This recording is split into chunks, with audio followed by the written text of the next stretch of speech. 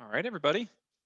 Well, I'm Dan, health coach at Epic Functional Medicine, and we are on our final day, day 5 of the March Wellness Challenge.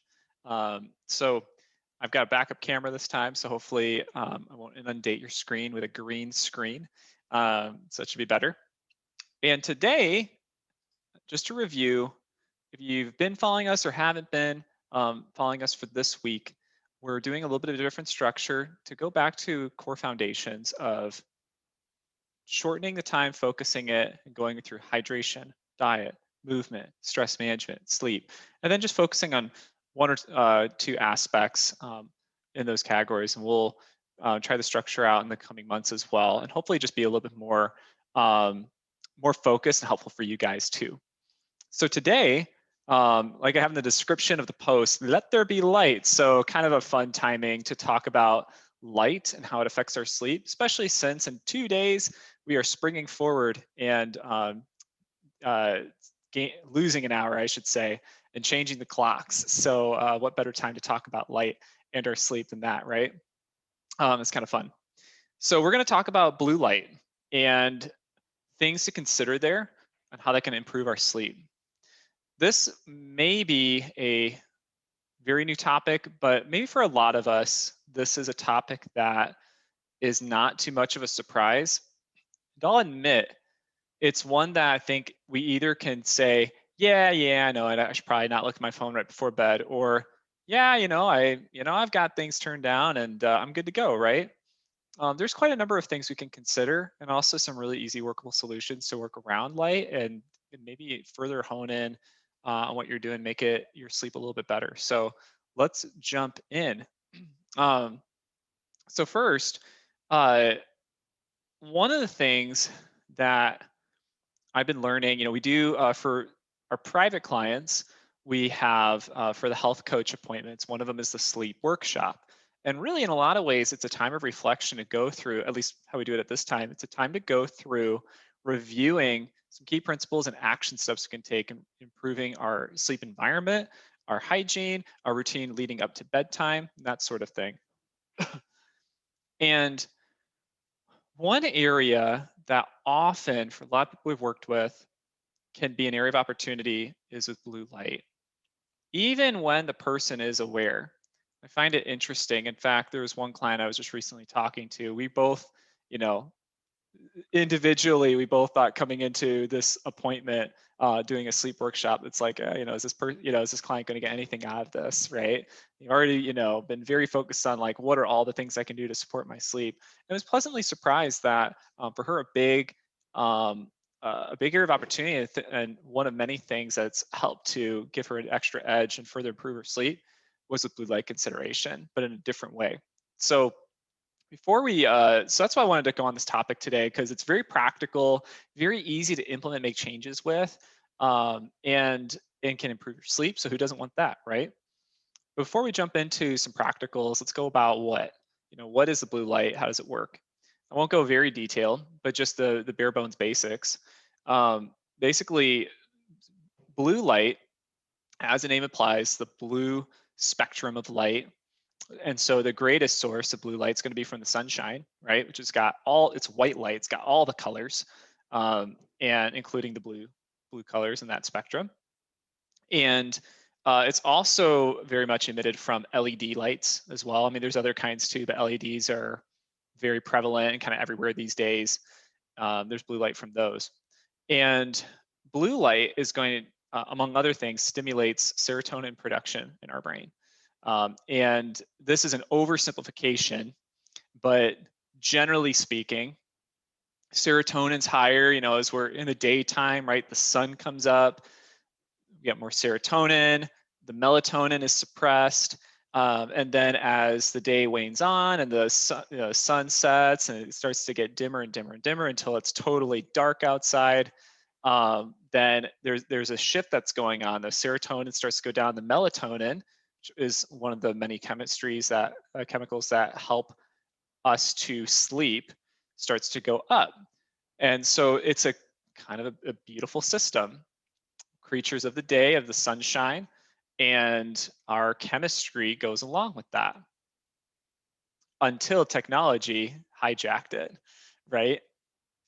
So that's the main thing to think about. And um, with that said, here's something interesting too with technology and why nowadays, sure, we have more science and research making us aware of the connection here. But why it's also more of an issue now isn't just that it's not just the technology and all the screens we have, but when we think back, what was a big source of light for mankind? Fire, right? Candlelight, lanterns, that kind of thing. Up for even quite a while through human history, up until the last few centuries, with the light bulb. And fire does not emit blue light. And I remember hearing that and was like, oh, yeah, I guess that makes sense. I mean, it's not blue, but I thought, well, surely it might have had some blue in it, right? Or, there's blue fire. I mean, all kinds of things, but it doesn't. Not in the way that sunshine LEDs and other things would. So you have this light source that is not hijacking the brain chemistry and affecting how people fall asleep. And so that's changed when we brought on the light bulb. And we've then, of course, from there, we've added in computer screens and LEDs and LED monitors and um, phones and all this stuff. And that's where we're hitting a little bit more trouble. So going into this, what are some things to consider for blue light exposure? So we're going to talk about two sides of the coin today. Might be a shorter day. We'll see where today goes. It probably won't be. Uh, First, let's talk about your environment. Okay, this is actually the one that people don't think about very often, and that is, let's pretend that you, um, yeah, let's pretend that you have good awareness about your screen time and exposure, right? You're like, I put my phone aside except for emergencies, and after it's about, at least a couple hours before bed, turn off the TV, or like the TV's like on the other side of the room, and it's not like right up in our face. And you just have good boundaries around that, right? That's the main point. It's like, let's say you have good boundaries. So what I want you to think about is how much overall ambient lighting do you have turned on in those 2, even 3 hours before bed, at least like the last couple of hours before bed. So I want you to think, picture or think about in your typical evening routine what's happening in your environment, in your home. Um, how much lighting is on and where are you spending that time? Think about, are the overhead lights on? Is like everything pretty well lit, or are some of those lights off and you have just lampshades on instead? Do you have dimmers and do you use them? Uh, all kinds of things like that. Even things like, getting even more technical, but like night lights, things that are always kind of on, you know, how bright are those and where are they situated? That's something to think about. If we can, because again, just like with sunshine, it's going down, it's getting dimmer and dimmer. It's a process, it's not a switch. So we can try to replicate or mimic artificially that process with our lighting. As it gets in the evening, maybe overall the home is a little bit dimmer, it's a little bit darker. I did example in my life, I didn't even intentionally think of this and why I did it, but reflecting on it later, I was like, oh yeah, that I was applying that principle. That's neat. So my wife and I, we might, you know, retire to the bedroom and turn on some Netflix and watch some TV, for a bit, right? Watch a couple shows, and the TV's on the other side of the room, so it's a blue light for sure, but it's distance is important as well. So that's been helping. But one thing that we just preferred, it's kind of glaring, right? We just preferred having it a little bit darker, not totally dark, so it's just the screen, the TV screen. You're like, your retinas are just burning. Um, but we have a couple lampshades, one on each of our nightstands. So we turn off the overhead light, and we just have the night. What am I trying to say? Lampshades on nightstands. So right there, we've dimmed down, we've reduced overall exposure with the blue light, and it's from sources that are being also filtered a bit more with the lamp shades, and then they're off on the side instead of more directly at our eye contact. And that alone, again, it's just dimmer. We have, and then we're not in the living room or anything, like no one's in the living room, so we turn that off or just have like night lights light in the halls. So we create a situation where we actually have fairly low lighting, and it does help. As one client I was talking to put, it's just like, yeah, I was fine with screens and my device usage, but then I realized, after we were talking about blue light, that I was, in my sewing room working on sewing because I need it well lit to do those things. It was like super bright and well lit, like that last 2 hours right before bed. I'm like, gee, that probably is affecting me, and how well I can fall asleep. So think about that and what's a balance for you. If you do need things well lit, that's not an option for you to dim things down a notch in your evening. And that's where we'll talk about the second point here. And that is what are some hacks for devices we can use? So there's a lot of cool tricks, fortunately. Technology has gotten us into this mess, and technology can help us get work through and around it too. So let's walk through that. And I just invite for any of you guys, if you guys want to share comments, just your own personal experiences too, questions with blue light and sleep and all those things. Feel free to post in the comments. Doesn't have to be just me taking the stage today.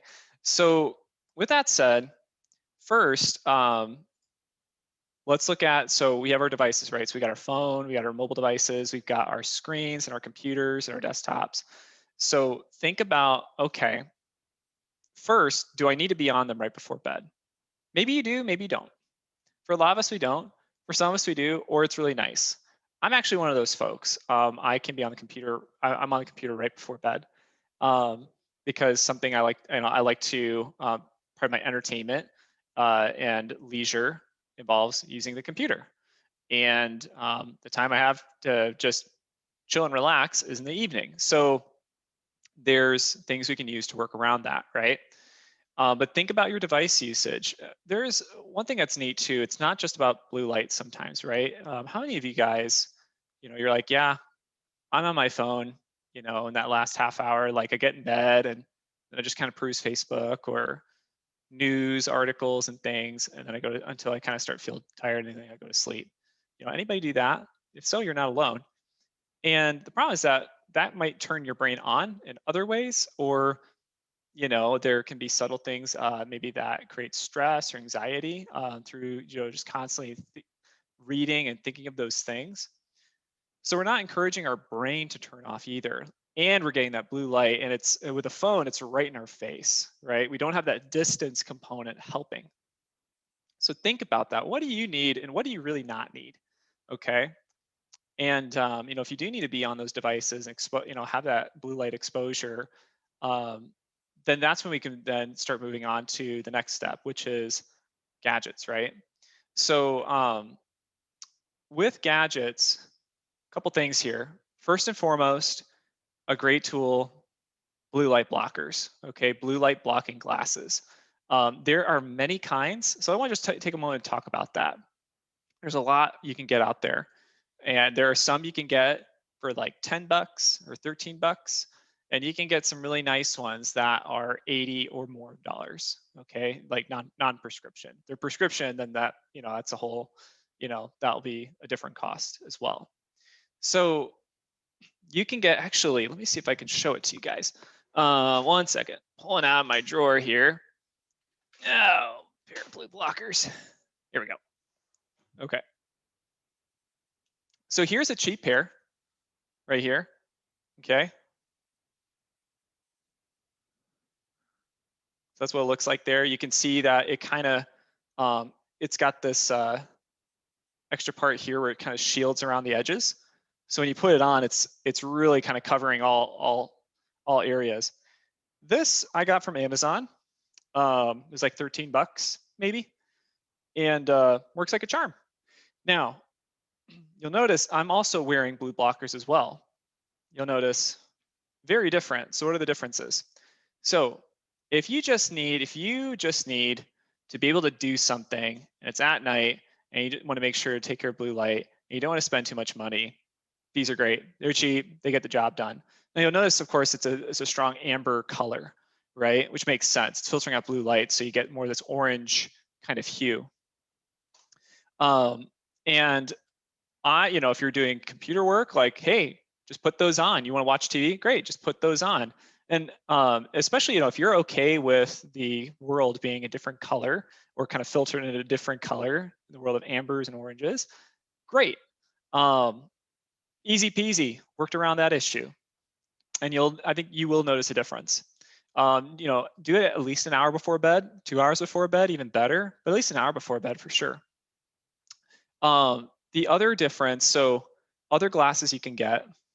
So these just happen to be a brand called Felix Gray, and that's Felix, and then Gray, Gray, like the color.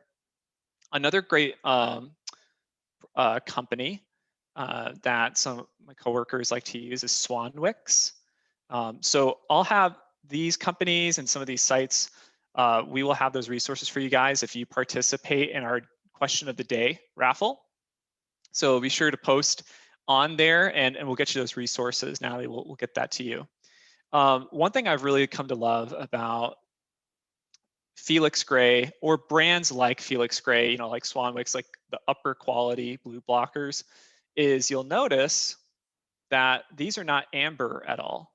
Now, they do have more amber tinted ones. They aren't as deep of a tint as this. Are going to be even more aggressive with filtering out more blue light, but these still do a pretty good job. Like, it's still most of it.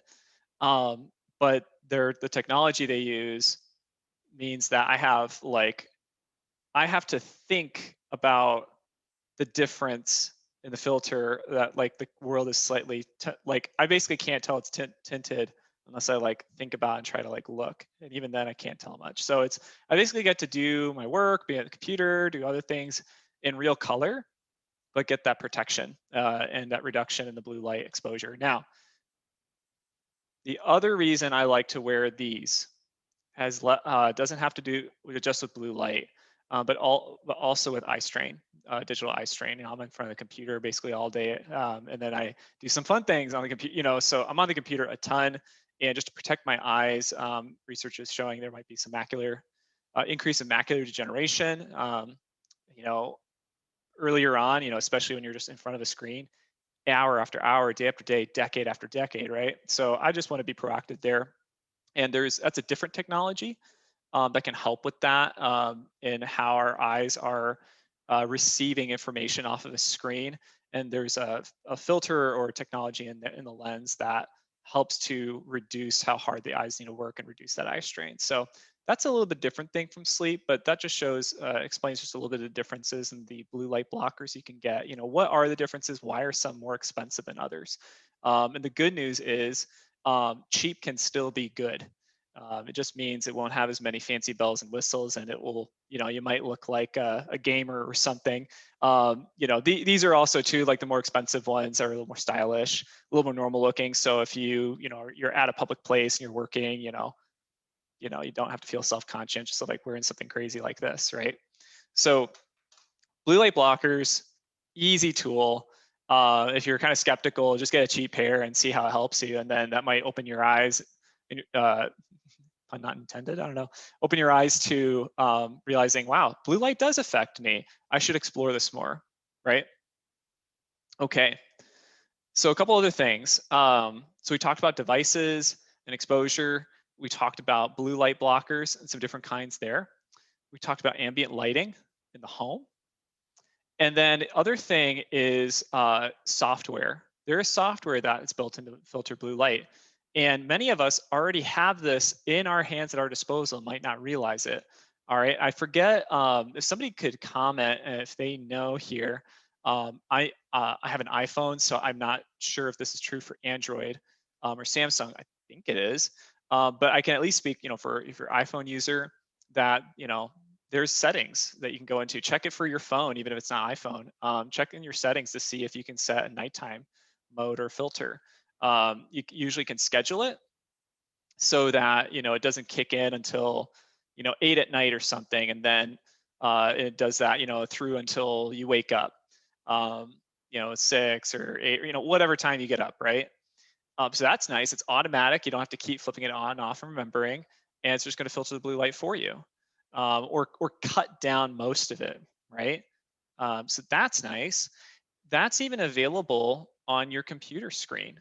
Um, at least if you're a Windows 10 user, and I can't speak for Mac, but they probably do, especially if iPhone has it. Um, but you can basically just right click on the desktop, anywhere on the desktop of your computer screen, and go to display settings. And there may just be a night light or setting or mode on there for you too. And again, just like with the phone, you can customize it. You can set the times, and it'll dim it down. You can set how much it dims. So if you want a little less blue light exposure, but you don't want it too less, so the color is too dark or it's not the way you like it, you can do that, which is great. So take advantage of those free tools. The last one I'll mention, and this again will be provided in your resources if you participate in posting on the question of the day, and that is a site called Flux, justgetflux.com. It's free software across multiple platforms that gives you more customization control on how much blue light is going through your screen, being emitted from your screen. And yeah, it's got a lot of control there. So again, if you need to be on devices and those devices also are not affecting your mental health, um, check out these tools, and these are really easy hacks to use to work through this. But consider too, balance. Like, would it be mentally healthy and good for my overall well-being to have some boundaries with my device usage? TVs, computers, mobile devices, etc. Consider that. That could be a cool next step in your sleep routine. Maybe calming your mind, getting some deep breathing in. Those definitely will help with your sleep quality and falling asleep, especially. Uh, so just some things to think about there. So again, blue light, the main thing here is it's especially going to help with falling asleep. I'm sure maybe it could affect the quality of our sleep in the middle of the night, but usually that initially falling to sleep and staying asleep, or just falling asleep, sorry, not staying asleep. The blue light is definitely an area of opportunity. And I think for any of us, if we really took a critical look and asking ourselves, is there anything else I can do? I would wager, probably the answer is yes, even if it's a small thing. And this, blue light, let's say you're like, oh yeah, blue light, I've really been bad about that. And I need to implement some of these strategies um, to lessen it and improve my sleep. You might find your sleep improves, but it's only part of the puzzle, right? So there's a lot of different factors, but let's do everything we can, take advantage of everything we can to improve our sleep. And when we do that, and that's a day after day after day after day after day benefit, that's going to add up over time. So um, just getting comments from the group. I have a Samsung and I can set a time to turn on the filter. Got it. Thank you so much, Justice, for confirming that. That's great. I figured it's definitely like a more common thing now. So perfect. And I'll assume that's probably true for Android as well. If Samsung and iPhone have it, Android probably does too. Or yeah. So with that said, just to do a wrap up, guys, we've talked about blue light, and some of us might be aware, oh yeah, I need to watch my device usage, but also think about the ambient lighting in your home. Could you turn off a few of the overhead lights and just keep the lamps on? Could you, do you have dimmers, and could you just dim the lights a bit in those last couple hours leading up to bed? That will help and matter too. Implement, use things like blue blocker glasses or built-in program filters on your devices. Every little bit's going to help. So, and you might find a good surprise in store for you with your sleep quality, how well you fall asleep. So that's what we have for today, guys. So again, the challenge and the question of the day, and we'll post this again, and when we have it officially posted, love for you to comment there, and we'll get you some of the resources and things I talked about today for your convenience. So, and I'm just making sure I didn't forget anything here, actually. Okay, yep, covered everything. Perfect, perfect. Question of the day: what are your current main sources of blue light? So the first part of that, Build some awareness. What are those sources of blue light? And what is the next step for you to reduce it? What is something from the discussion today that you could implement to further improve that and therefore improve your sleep, right? So that's the challenge for today is to take even 5 minutes, could give you all the time to answer that question and build awareness of, oh yeah, that could be a little tweak I can do. Okay. So thank you guys for being with me today. For those of you who are watching this later, I hope this is helpful. And we plan to keeping these kind of these the second week of the month or so, doing these challenges, and again just repeating over and over, but exploring different nuances on what can help us improve our hydration, diet, our movement, stress management, and our sleep. Post in the comments, share the wealth. What works well for you? What are some things you've learned about your sleep and in relationship with blue light exposure? I think that'd be really interesting to share with the community as well. You guys have a great Friday and a good weekend, an even better weekend, and we will see you next time. Take care.